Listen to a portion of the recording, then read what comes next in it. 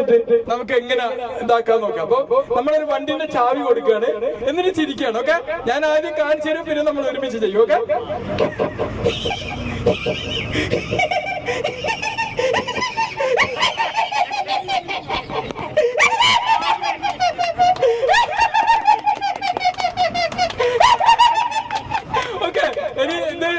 Attack ഒക്കെ ഉണ്ടായാലാണെങ്കിൽ ചാവി just കൊടുത്താൽ മതി കേട്ടോ. പുഞ്ചിരിയിൽ ഒതുക്കണേ, ആനി ചിരിക്കണ്ട. ഒന്ന് നോക്കല്ലേ ഓക്കെ. എല്ലാരും ഒരുമിച്ച് ചാവി എടുക്കി, ചാവി.